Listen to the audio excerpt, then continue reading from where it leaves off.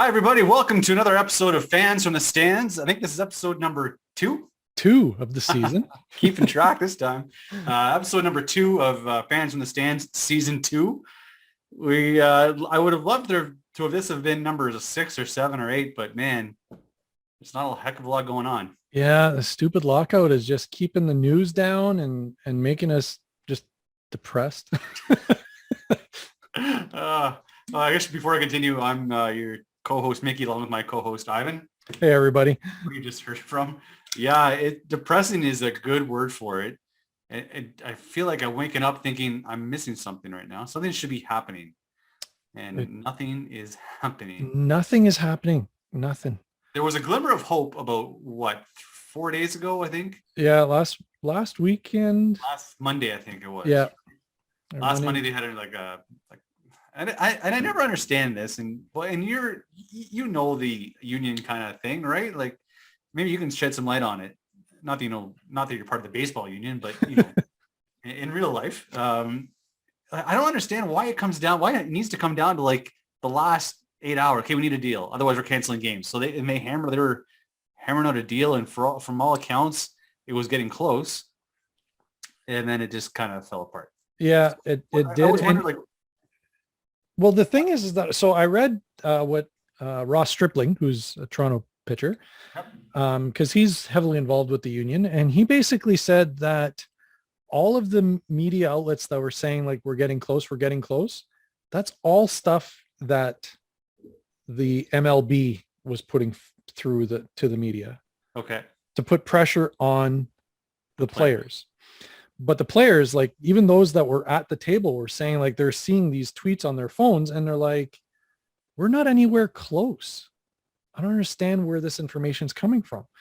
So it's really irritating to have that. And then what happened is that I think MLB did that so that they can say, well, we're close. And if we don't get a deal, it's the player's fault. Right. And this comes down to, you kind of feel like a kid in divorce court, right? Yeah. Your parents fighting over you and child custody, and we're now being played by the media, right? Who's going to control the narrative? Yeah. And you're right. So the MLB has done that, and I don't think the MLBPA has been innocent in any of this. I'm sure they've done stuff as well. Yeah. But so my question to you is like, so why does it take, there was all this time, there really was since last season to come up with a deal. Like, why does it come down to like, oh, we'll really start negotiating seriously? Yeah. In February.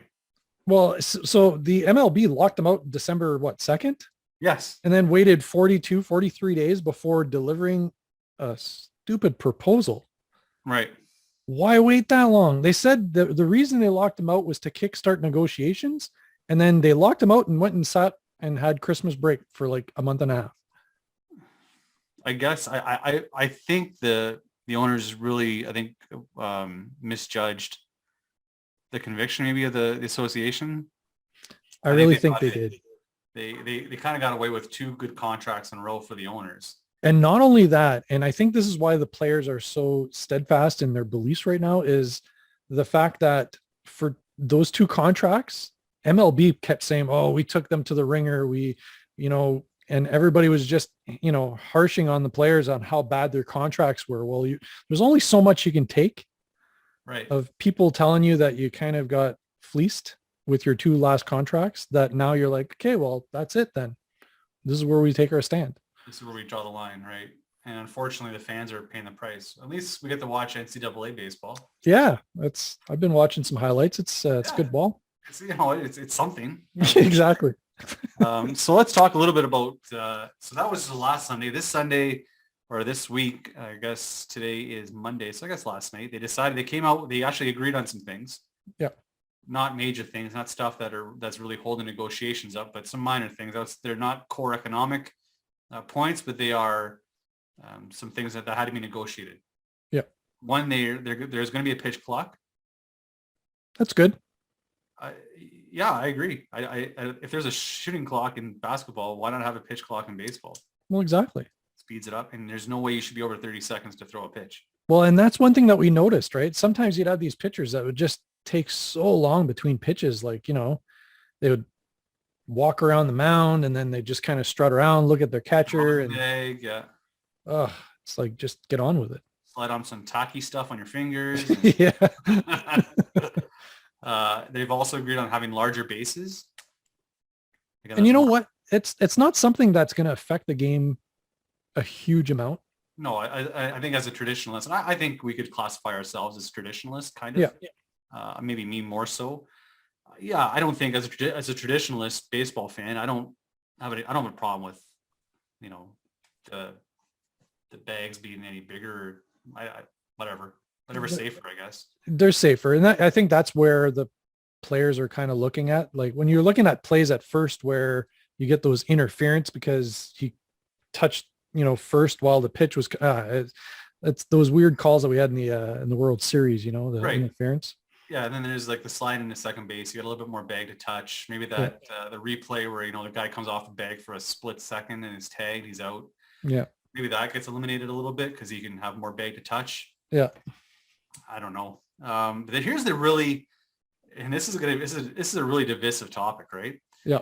The restrictions on the shift. Now they haven't gone into great detail on what that's going to look like, but I'm assuming, and I think from what I've heard, you can correct me if I'm wrong, the second baseman will have to have at least 1 foot on the second base side of the bag, and same with the shortstop. That's what I've heard.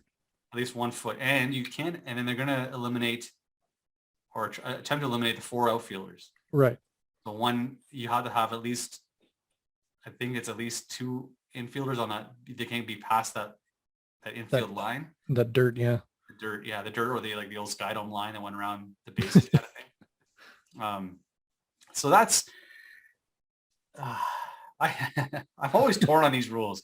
I have an issue with the fact that if you really wanted to get a hit and they're shifting on you, then you're going to hit the opposite way. Yep. Or you're going to bunt, or you're going to learn to bunt on the third baseline. Because how is that? You know how to eliminate the shift? Getting hits to the third baseline. Yep. I totally agree. Although I found it ridiculous that you'd have, a stacked 5 infielders on one side. Right. Aesthetically, to me, it's just like, really. But then do something about it as a hitter. Yeah. Like I cringe. Yeah. So okay. So here's a good example. Let's say it's Vladimir Guerrero. Yeah. And they put a shift on him. Right. He's a right-handed hitter, so they put second baseman is now playing wherever. I think the other side of second base, shortstop, third, whatever. Yeah. Well, this is a bad example because he'll hit the opposite way anyways. It doesn't matter. But a guy who typically then learn to hit the right side, like stay off it a bit and get your base hitter, bunt towards that side of the field, like at least. And the whole 4 outfielders thing, I have a bigger problem with the 4 outfielders, to be honest. Yeah. Because at that point, you're eliminating any chance of extra base hits. And I guess Joey Gallo was quoted last week as saying he had a problem. Well, I can't get extra base hits. I don't know the exact quote, but he's something to the effect of, I can't get extra base hits with 4 outfielders. And then someone responded, I don't know who it was, but I don't know. Ted Williams had shifts on him. He batted over 400. Yeah. So speaking of Joey Gallo, though, did you see his LinkedIn profile? No, I did. I heard about it, but go ahead. So Describe it. Strikes out a lot. I saw he said he's new to this platform. Yeah, new to this platform, and his abilities are strike out a lot, hit into the shift, and dress weird. He's got a good sense of humor, right? Yeah. But getting back to the shift thing, whoever made that comment made a good point, because they originally started that shift with Ted Williams, and he learned to hit the opposite way, and they hit 403, I believe, or 408. Yeah. But to play devil's advocate, I don't have a problem with eliminating it. That way you have a little bit more offense. Yeah. And I had always said, like, if you're going to eliminate the shifts, what you should just do is allow the second baseman to play behind second base when you're shifting one way, or the shortstop to play behind second base when you're shifting the other way. Yeah. But not to have, like, your shortstop basically playing where second base is, and then second base is playing in shallow right. And then that to me, that was just going overboard. It's not how baseball was intended to be played, right? No. Mind you, I guess you could say that with 95 mile an hour fastballs. Never meant to be 95 mile an hour fastballs. However, I think the intent of where the fielders are played, or is how the game was supposed to be played. Yeah. I get strategy. I get it. But if you want strategy, then talk to your pitcher about pitching more inside than or more outside if you want them to hit that direction. Yeah. I like more offense. Trevor Bauer doesn't like it. No. Trevor Bauer says, well, why not just eliminate breaking balls then? And he's back on social media, by the way. Yeah. And YouTube. He's feeling pretty happy now that the court case has been thrown out. Yeah. Did you watch his YouTube video explaining?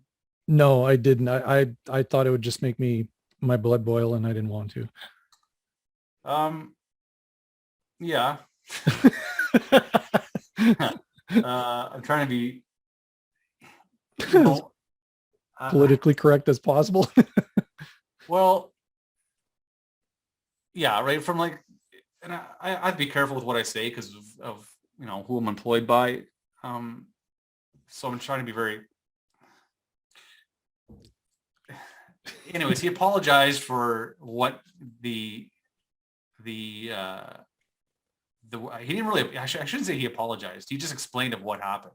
Yeah. And basically that this victim was into rough Stuff. sex, and that's what they got. But he denied ever punching her in the face or in the lower regions. Believe what you will. I guess there wasn't enough evidence to lay charges in this case. So yeah. So here's a good question. I guess we're getting restrained a little bit away from collective bargaining, which is good. If you're baseball now, I mean, they still have to do their investigation. He's been found. He hasn't even been charged. Yeah. So what do you do? Well, so I've seen baseball. So who's it? Stephen Wright. Do you remember him, the knuckleballer for the Boston Red Sox? Yeah. He had a very public, loud argument with his wife to the point where police were called. Right. All it was yelling. Okay. And he got suspended. Right. So I could see this going the same way. But with that being said, he also didn't play all of last year, which could have been part of his suspension, right? They would probably, if they gave him like 80 games, well, you missed 80 games last year. So there you go. Right. And I guess this is the question, is that does the MLB become the moral police? Well, we've seen it with the way that they treat their Hall of Famers or potential Hall of Famers. Right. And that's it. Right. And so to me, I don't see him getting a very long suspension. I think what he went through last year would be almost sufficient. I think he might get another, I'd say he gets 30 games. Yeah. If that. Say he gets, or 15. Yeah. Right. On top of what he just kind of served. If you can even do that, because there's no charges even been filed. But that being said, does any team sign him? I would be really upset if the Blue Jays signed him. Well, because I don't want him on my team. I don't want him on my team. They ran Osuna out of town. Exactly. For something similar, right? So. Well, yeah, a little bit different. A little bit different, but but you know what I mean. He threw his girlfriend down the stairs, but so we know where that team stands, but who knows? I mean, we know that the Astros have no moral compass whatsoever. So could you imagine Trevor Bauer going to the Astros? The most hated pitcher with the most hated team. It's a match made in heaven. It really is, right? I can think of a better place for him to go. I don't know. I can see him getting signed. Unfortunately, he'll get signed by somebody. He's got skill, right? And it's a pretty interesting question, right? Does Major League Baseball suspend someone who hasn't even been charged criminally? Yeah. Is that really fair? Yeah. But more, I guess you have to, and here's on my side of things, right? So I have to watch what I say and do across like in everyday life and on social media, because I have to have a standard a higher standard than Joe Blow that works at, I don't know, wherever, like Tim Hortons, because I can be charged under the Police Services Act, right? Yeah. That's not criminally, but I can just. So I have to follow a moral compass. So I guess that kind of makes sense that he has to follow the same. He's a role model. Yeah, exactly. He's both. I can't believe I said Trevor Bauer and role model in the same sentence. He's something. He's supposed to be a role model. So I can see him holding that standard, but I think he'll get signed by somebody, unfortunately. I think so. Okay, so let's get back to the really important stuff like pitch clocks and larger bases and collective bargaining. So the only thing that the Players Association said no to was robo-umps. I guess that was on the table. I'm happy about that. Yeah, I'm not upset about it. I like the human element in the game. So do you like replay then? I wish it was faster. So here's my thing with replay. I think it should be almost like, like you got a little hanky and you throw it on the field. If you think a play is something that you want to replay or review, right. You throw your hanky out right away. Yeah. There's no like calling your guy in the booth saying, hey, can you check? Hold on a second, stall. And then, because that just slows the game down. And I understand why coaches are reluctant to just do things like that, saying right away that I want to review, because you've got a set amount of replays, right? I think they've only got 2 early in the game and then 1 after the 7th. Yeah. So if you gave them 5 replays, but you can't go to the booth, it would make it faster, I think. Yeah. In terms of not having to wait 30 seconds for your player or for your coach to decide whether or not we review it. It's just right away, let's check that play. And then a lot of the times it's already figured out, right? Sometimes the umps just put the headphones on and it's like, okay, he's out. Yeah. Okay. Yeah, and he's out. Yeah. I agree. I think they must have looked at probably the closest I guess would be the NFL. Yeah. For how they challenge. In the NFL, you have to challenge before the next play. That's why you see like a team run to the line after a close play to try to hike the ball in order not to allow the team to challenge, which I think would be a great thing in baseball, right? So unless it's the third out, like say it's a second out, your pitcher gets the ball back and there's no like, hold on a second. Yeah. Pitcher gets the ball, he throws the ball and everybody's ready and throws the ball for that's it. There's you can't challenge anymore. Yeah. You have this whole like, hold on a second. We're looking at a guy upstairs. What's the point? I think you nailed it. I think there should be, have a challenge flag, throw it on the field. It has to be done right away. Yeah. Otherwise we don't review it. I'm okay with no robo-umps. I don't know if the technology is there yet. I don't think it is. I've seen some really bad robo-ump calls. Right. Because it is technically a strike, right? If you go by the letter of the law and had a ball hit the bottom of the zone, below the knee, where it just touched the knee, and then it's a strike, and it's actually in the dirt. I'm not a huge fan of it. Yeah. And it you're right. The human element. I mean, if you take, well, let's use my job again. Let's look at policing. Yeah. If you took the human element out of it and just like black and white, if you break any law, then you're gonna get charged. You're gonna have some pretty angry people. Yeah. And this is the same way in baseball. I mean, you're gonna have some pitchers are gonna learn pretty fast how to adjust to that robo-ump. Yep. Or you're calling strikes that just touch the bottom of the knee in the dirt. Well, guess where I'm throwing the next 3 pitches. Yeah. The hitter's got no chance. But so I'm okay with that. Yeah. Because what's going to happen is you're going to instead of having hard throwers, you're going to go back to the days of like Greg Maddux, Jamie Moyer, where you can paint your corners. Yeah. Because you start low and outside, and then when he adjusts and steps closer to the plate, then you go low and inside. Exactly. Or up and in, right? And you just paint the corners. I like the human element. I like yelling at Angel Hernandez, So the Players Association, and they dropped their starting point for the pre-arbitration pool. So do you want to explain this pre-arbitration pool? I think we explained about it last time, but do you want to just quickly go over that again? Yeah. So what happens is you've got players that aren't arbitration eligible, but a lot of the times you got these young rookies that are just superstars. Right. And what the players want is a pool of money, because right now they're making the league minimum, which I think is like around $650,000. 675 or something. Yeah. And I mean, like, that's cheap in comparison to some of the all-stars that are making 25 million plus, right? Yeah. And what they want is this pool of money for players that are outstanding. Like if you're within the top 20 of WAR, or maybe you're like battling for a batting title or awards and things like that, rookie of the year, that these players, because of their performance, get a little bit of bonus. And if they have like I think the players wanted like an $85 million pool Yeah. to split among these top 20 players. That means that's a lot of money for these young players to split, right? Right. Which I think is great. I think so too. They dropped their proposal of pool money from 85 to 80, and the owners have gone, I think they're at 20 million. Yeah. Well, actually, I think we're at 30 million. The last offer was 30 million. Oh, okay. So we're getting closer. Off. And Yeah. and I'm not going to ask you right now. We'll save it till later, which side you're on, if you're even on a side. Yeah.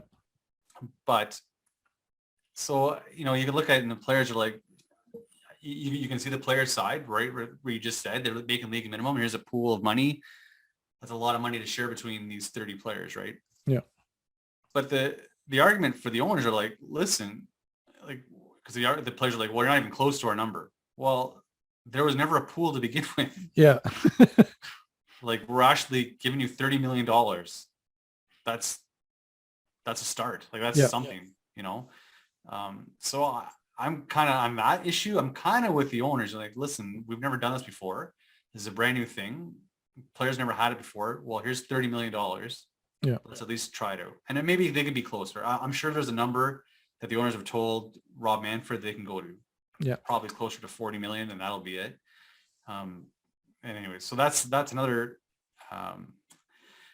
issue that the Players Association and owners are far away from. There's been no change to the collective or the CBT, which is the competitive balance tax. That's right, competitive balance tax. So for those of you who don't know, Major League Baseball is one of the few sports in sports now that doesn't have a salary cap. Right, we're kind of like in the Wild West, where you can spend as much. So big market teams like the Yankees, the Dodgers, the Mets, the Angels. Who am I missing here? The Red Sox, Cubs. Yeah, those teams can spend as much as they want, right, without prior to this CBT, this tax, and then not have to worry about it.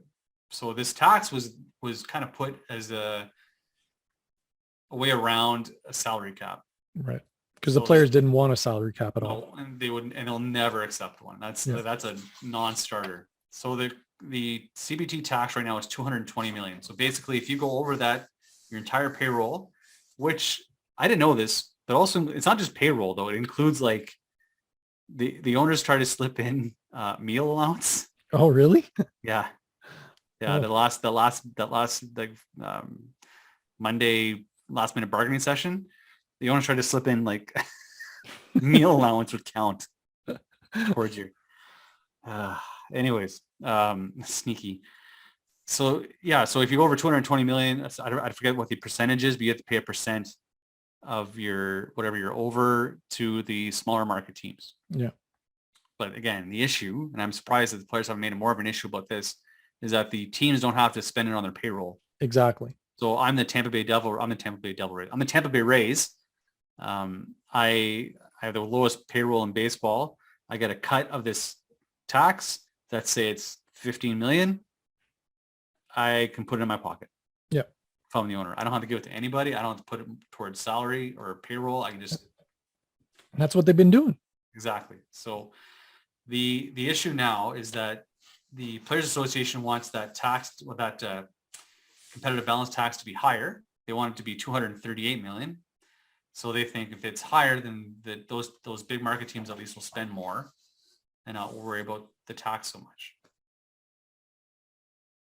What do you does that work for you? So it's because it's an arbitrary number. It doesn't mean that the owners have to spend. So there's no spending floor. No. there's just an artificial spending ceiling, really. And just because you raise that ceiling doesn't mean that the players are gonna, or not the players, the owners are gonna actually spend to that. Right now, you've only got two teams that exceeded that limit, which was the Yankees and the Dodgers. And the Yankees have often said that they're trying to get their financials in order because, I mean, they had huge contracts and the Dodgers have huge contracts, and they're trying to get their money in order so that they don't want to exceed that. Let's say you raise it. Well, those are the only two teams that are really close to it. Just because they raise it doesn't mean the Jays are going to go out and spend. No. Doesn't mean the White Sox are going to go out and spend, the Tigers, you name it. Doesn't mean they're going to go out and spend. I think the players should probably, and this is where they've been fighting with the owners, is show us your financials. Right. And the owners haven't been transparent with their financials at all. And this is where the players should go after them and say, all of that money that goes to that luxury tax should be spent on players. Right. Show us that. I 100% agree. So the union wants it to be 238 million, and then in 5 years be up to 263 million. Yeah, I agree with you though. I don't think because of that tax goes up, I don't see the Jays all of a sudden finding an extra $40 million, $40 million, and then spending it. Right? Maybe, maybe that's the pipe dream of the Players Association. And the reason for this battle is because I mentioned this to Ivan before the podcast, is that I didn't know this. Players' salaries have actually decreased since 2017 by 6.4%. Yeah, they went from an average salary of 4.45 million to 4.17 million in 2021. That's crazy. It is. Inflation's gone up. Everything else, cost of living's gone up, but their salaries are going down, and it's because, I think you mentioned it, they're relying on younger players rather than those tried and true veterans. So does raising that tax get more veterans in paydays? I don't think so. If you've lost your ability, right? I mean, let's be honest. I think 10-year contracts are ridiculous. 100%. I mean, Albert Pujols, right? Perfect example. Until he signed that 10-year contract, he was one of the best players in baseball. Yeah. And then he signs that contract, his abilities tank, and then you end up in a situation where a future Hall of Famer has nowhere to play for part of the season, and then he loses out on that, that glory kind of final tour around the league kind of thing. Yeah. That they gave Jeter and Rivera, but he didn't get that because the Angels just kind of threw him to the curb. Well, I think even guys like, so when you look at Moneyball, right? When David Justice was signed, yeah, he was 37 years old, I think, when he was signed, or 38. Yeah. That would never happen nowadays. No. Never in a million years. No. It'll be a young guy, 21, 22. Yeah. It's just economically, it just makes sense. If you can get even if you get a little bit less production from them, you're still paying them $4 million less than you, or $7 million less than you would. I don't know. In any event, the MLBPA, so the association is also looking to have 6. So they decided on having a draft for their prospect, or draft lottery, right? Draft lottery. Thank you. So their draft lottery, they've decided that's a good idea. We're going to do that. MLBPA wants to have 6 teams in this lottery, and and baseball wants 5 teams. They can't even agree on that. I know, flip a coin. Who cares? one extra bad team. So the Pirates are automatic. We'll just give them a pick right away, and then whoever else. I don't think this is a big deal. I mean, really, this should be negotiated pretty fast. Yeah. I think the sticking point is they don't know how. There's a certain percentage of chance you have to get number 1 pick. Yeah. How it's affected if you lose multiple seasons, because I think that MLBPA doesn't want. So what the Houston Astros, the Detroit Tigers have done, whereas tank on purpose for 3 years, fill your system with number 1 picks, and then eventually become good, or decent at least. Yeah. So I guess what they want is to have less percentage to get a number one pick in that lottery if you've tanked for a number of years. Yeah. I'm okay with that. I'm cool with that too. What else? I guess we've agreed on a 14-team playoff. So far, it's kind of like change 14, 6 or 12, 14 Changes again. day by day, right? Yeah. So let's talk about, here's an interesting article I read by Chad Jennings of The Athletic. He gave a suggestion about a relegation, in Champion League soccer. Yep. I'm not a soccer player, but Ted Lasso. I learned all about it by watching Ted Lasso. Did you really? Yeah, there you go. So I gotta watch Ted Lasso. In any event, so have a regulation league where you'll have like a Champions League. We'll call it the World Series League, where your top half of your teams are playing in that for the World Series, and then you have a regulation league, which will be basically playing for draft picks. Yeah. And then your top two teams of that regulation league at the end of the year could advance to the World Series League, and then your bottom two could drop down to the regulation league. Pretty interesting idea. I don't see it happening. I never see it happening, for one. No. I like the idea because I like the fact that it'd be more competitive. Yeah. You'll have Kansas City, but then I was going to say you'll have Kansas City playing Baltimore, but then who wants to go watch Kansas City play Baltimore over and over Baltimore again? Can't even get fans when the Yankees are coming to town. Is it right?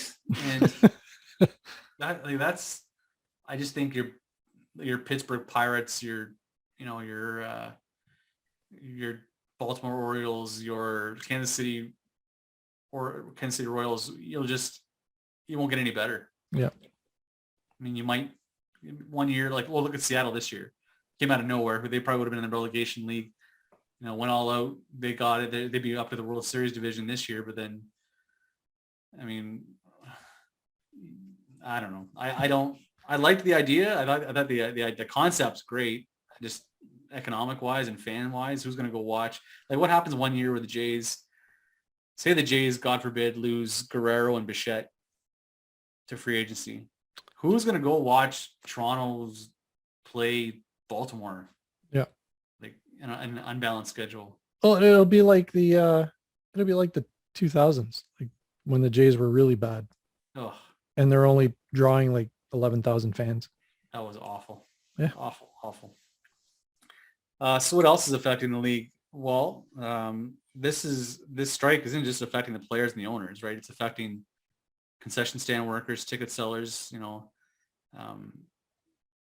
even spring training, people that rely on money from spring training, like all the old people that sit you down at seats Yep. in Fort Myers, Florida, or do the parking. I mean, all those people are without jobs. Yeah. So, baseball is fine. They've now decided to cancel the first two series of the league of the season this year. But you're costing other people their livelihoods, right? Yep. And I think the Players Association have started a fund, $1 million. I don't know how far $1 million is going to go. Not when you got 30 teams. 30 teams and all those people that are out of jobs. But in any event, I guess we'll go to our, we should start with our Blue Jays news, but I guess it's all part and parcel. But how does this strike affect the Blue Jays? Well, I'll start off with you, Ivan. Like, how do you think how does this strike just specifically affect the Blue Jays? So right now, we've got some young players that aren't playing or training because they're on the 40-man roster. So the way the lockout works is anybody who's on the 40-man roster is part of the strike. Anybody else who's in the minor leagues and stuff like that can go to the minor league camps. But when you look at the Jays 40-man roster, there's some pretty big prospects listed on there that should be getting ready for a season right now. Like Gabriel Moreno, Otto Lopez, Yeah. even Josh Palacios. All those guys, three of those guys can't even train. Yep. That's not true. They can train on their own, but they can't train in a major league facility. Exactly. Yeah, you hit the nail on the head. We talked about this before, right? Where we need development. And we've already lost. So in two respects, we've already lost out in development for Bichette and Guerrero because of COVID. Yep. Playing half a season, and then now we're going to lose more games and more development time. Not only that, but you're right. The younger players that aren't getting a chance to develop at all at a major league facility. It's and could we just get one normal year for the Jays? Right? Like we're so like happy that, hey, like things are starting to open up. The Raptors played to a packed house last week, and it was there's no more vaccine checks. There's, we're all just back to being one big happy family. Like and then the Jays can't catch a break. Like they're not playing in Dunedin. They're actually going to play at home. They're not going to play in Buffalo. They're actually going to play at home. And by the way, we're going to cancel the first two series. Yeah. I just, and I think we talked about it before the podcast. There's going to be a flurry of free agency as soon as the strike is over. Because they said they need about a week to once they sign a contract, they need about a week to get the players to travel and find living arrangements to whatever spring training facility they're going to. Right. And then of course you've got the all the major league teams have to find players. Like, I mean, the Jays, they were doing really well in free agency before the lockout. Yeah, absolutely. So now we're looking for a third baseman or second baseman or an outfielder, left-handed bat. Like, probably more bullpen help. Bullpen, some pitching. Who knows, right? Like all of that's going to happen in that like 1 week period. It's going to be insanity. Well, this will be good for podcasts. Yeah, we're going to have to do 2 podcasts a week just to catch up. Yeah, it's going to be. I can't imagine being Ross Atkins right now. Yeah. That your job has got to be just like, and to be honest, I know that we talked about how far apart the players and owners are, but it really. I said this before the strike happened. It wouldn't take too long. Yeah. But I don't think, I don't know, someone's going to cave. Well, they got to meet. They can't have these like 2-hour meetings once a week. Yeah. That's what's frustrating me right now is the fact that like you should be sitting at a table basically 24 hours a day, take a couple hours for naps and whatever, and just hammer it out. Well, that or like, can they go to binding arbitration? Like, can someone? Who knows? To me, I don't know. If I was in government, I'd be like, listen, you guys didn't figure out your stuff. Yeah. Guess what? You're going to arbitration because, like, I don't know. Like I said, people's livelihoods, not just players and owners, but people that are employed by teams are losing out on jobs because billionaires and millionaires are arguing over how many millions they should get. Yeah. So if you picked do you have a side you're kind of leaning towards, or just I'm kind of leaning towards the players, mainly because I've read stories of the horrors of being in AAA. Like it's a long, baseball has the longest process from being drafted to actually being major league ready. It's like 6 years sometimes for some players. Yeah. And I find that ridiculous because for those 6 years, you're riding sweaty, smelly buses. You're making minimum. They basically say they make less than minimum wage because they get paid. And it's like, you only get paid for like games. So you have to go for training. So you can't really get a job on the side. Some of them do. Yeah. You're eating ramen. It's just brutal living. And then accommodations with 4 other guys in a single bedroom apartment. And then you finally make the big show. And what ends up happening is that for the first couple of years, you're getting called up to the majors, and then you're getting sent back down to the minors. Yeah. When you're in the majors, you're making league minimum up there. But if you ever get sent back, then you're making minor league wages. Right. And paying accommodations and garbage food that are getting served in minor league camps compared to major leagues, right? Yeah. Yeah. I don't know. I'm leaning towards the players as well. I mean, I think the owners are they've won. I put this in air quotes. They've won the past 2 contract negotiations. Now they're like kind of going for blood, right? Yeah. I think the players are taking a stand, but it's hard to feel for both of them. Like, It really is, honest. Like, but I would lean. You really tugged on the heartstrings though with the minor leagues. That's where I feel more for the players' side, right? Because you read, I read Dirk Hager's books he's got, which are phenomenal. He does it, writes it in a comedic kind of fashion. However, you can see where it's a struggle to be a minor leaguer. Yep. So the fact that baseball now has to pay their accommodations is a big step, and increase their wages, which is great. Except I think I read that in the new contract, Major League Baseball has the ability to cancel teams, or they can eliminate so many positions, right? Like, so they can still cut costs by eliminating teams. But in any event, it's the minor leagues that's the issue, right? Like, and an example that kind of brings the Jays into this is, remember when Aaron Sanchez was on a kind of like a pitch limit? Yes. And they're like, well, we're going to have to, like, we want to limit his innings, but we need the spot on the roster. So they send him to the minors. Yeah.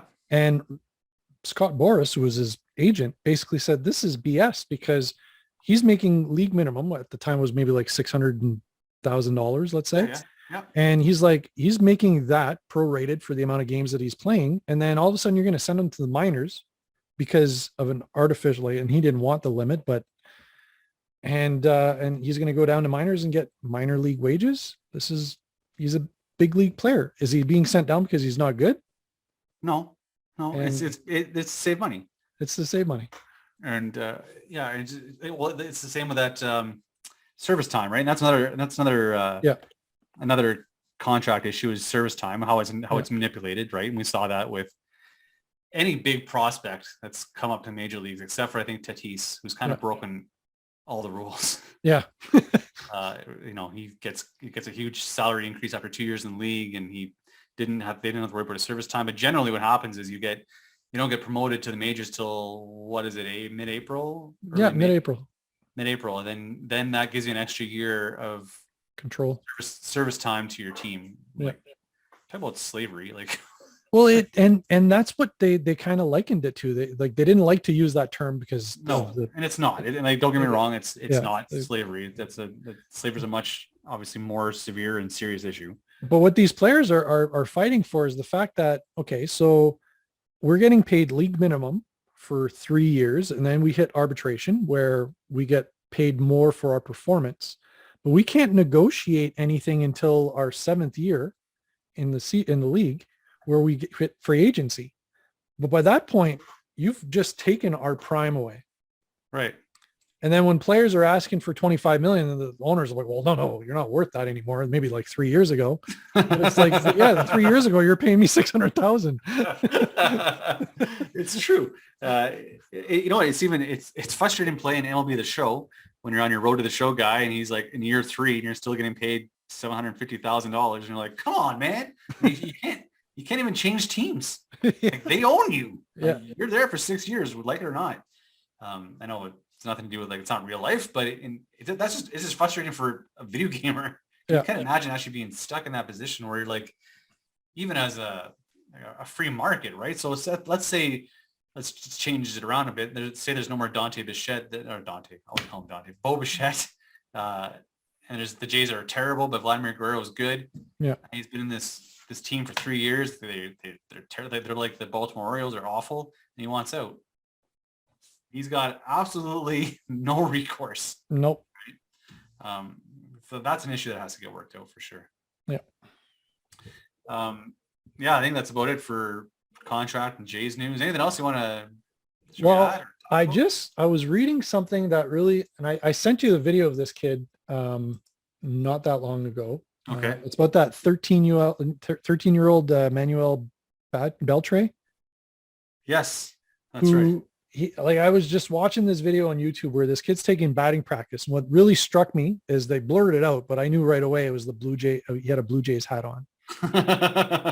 And I know that the Blue Jays are really good at scouting international players. Yeah. So this kid is 13 years old, started taking baseball very seriously at 9, started hitting the gym at 11, and is now playing up in years because he's too good at it for his age level. And he's one of these shortstop. Oh, I was just watching some of his videos, and the kid is phenomenal looking. What's his name again? Emmanuel Beltre. Must be related to Adrian. I don't know. I've looked and I couldn't find it. And the weird thing is that the Blue Jays already have a prospect who's older, who's Manuel Beltre. Yeah. So you've got Emmanuel, who's 13 years old, and then you've got Manuel, who's like 18 years old. And trust me, if you're a son of a major leaguer, odds are you're gonna be playing for the Blue Jays. Yeah. So I'm keeping my eyes on that kid, because at 13, I mean, the Jays were scouting Vladdy Guerrero Jr. at like 14, 15 years old, and then they were able to sign him at 16. So let's just keep our fingers crossed. He's already a Blue Jays fan. He's got their hat. So, and a lot of Latin American kids are Blue Jay fans, right? That came from, the Tony Fernandez days and the old scouts that Pat Gillick started in the Dominican Republic. It's just, it was like, here's a box of Blue Jays clothing, hats, and just start giving them out to the kids. Fantastic. It was awesome marketing for the Jays. Yeah. And it's obviously signing ability, right? Yeah. Man, I'm just thinking about when this strike is over, how many, you're right, we're going to do 2 podcasts a week to do with free agency or our prediction show, or, wow, it's going to be wild. It can't happen fast enough. No, I'm itching for ball. I just want some baseball. Like right now we'd be watching, spring training games. At least it's March. We're on March 7th right now. Yeah. Yeah. We'd be well into spring training. Yeah. Well, I think I posted on my Facebook the first game of spring training would have been on the 26th, and it would have been the Jays and Twins. Yeah. It was in my schedule, my little calendar on my iPad. It's all it. I never thought. I don't know if you thought it. Did you think it would last this long? No, I didn't. Like, I really thought this would be wrapped up by now, and it's unfortunate. Like, the longer it goes on, the more games we cancel, you're losing fans. Yeah. Right. We're the diehards, and no matter what's going to happen, we're going to watch it. If we lose a year, we'll still be back to watch games the year after. I mean, that's us. That casual fan. Yeah. In 94, it took me a long time to get back to baseball. Really? Eh? Yeah. Like not that I gave it up altogether. Like now I watch pretty much every game. Yeah. And back then I was the same. Like, I mean, the Jays had just come out of the World Series, and it was like Blue Jays, and then, the shortened season, and then 95 again, shortened season. It was just took me a while to get into it. And I don't see any Mark McGuire's or Sammy Sosa's to like bring fans back, right? No. It's sad. It's a sad day for baseball right now. And I would expect they'll send another deadline, and then they'll hammer out a deal probably in 2 weeks. Yeah. And then at that point you need they said about 4 to 5 weeks to get guys back into playing shape so they don't get injured. And here's what sucks. Then you're going to have the usual, like, pitchers won't be ready to pitch, 90 to 100 pitches. So they'll be only pitching, they only pitch 4 or 5 innings now on good days, but they'll be pitching 4 innings. Yeah. Be bullpens, and they'll probably have expanded rosters because pitchers aren't ready yet. It's a, not only are you getting less of a season, but you're getting less quality as well. Less quality. Yeah. But and anything else want to add? No, I think that's about it, man. I think it's just really frustrating, and it's something that should have been hammered out in January. There's no reason it should have gone to this point, right? As soon as they locked them out, it should have been okay. Let's get a deal done. Yeah, they're both playing hardball. That's an awful pun, but they're both playing hard. They're both playing hardball. They don't want to move especially that the arbitration pool, I think, is the biggest difference. Yeah. But in any event, we'll keep our eyes and ears open. hopefully this resolves itself. So and as soon as it does, we'll be back here to talk about the Jays free agent moves, because I'm sure the minute it's done, there'll be some free agent signings. Come on, Chris Bryant. I'll take Chris Bryant any day of the week. And then we'll do our prediction show after that, and hopefully there's some baseball to watch. Yep. So for myself, Mickey, I'll say goodnight, and for Ivan, Good night, everybody. and we'll see you next time.